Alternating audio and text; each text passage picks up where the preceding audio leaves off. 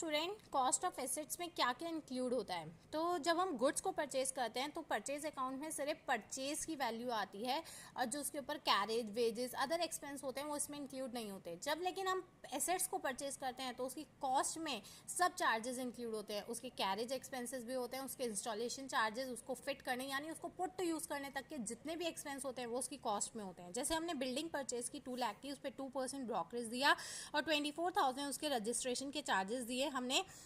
तो वो कह रहा है कि बिल्डिंग की जो पेमेंट हुई वो तो चेक के थ्रू हुई, ब्रोकरेज कमीशन और जो रजिस्ट्रेशन चार्जेस हैं वो हमने पे किए हैं किसके थ्रू?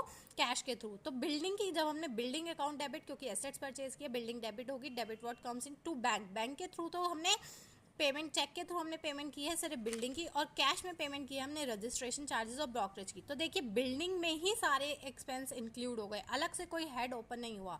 तो कॉस्ट ऑफ एसेट्स में उसके सारे एक्सपेंस इंक्लूड होते हैं।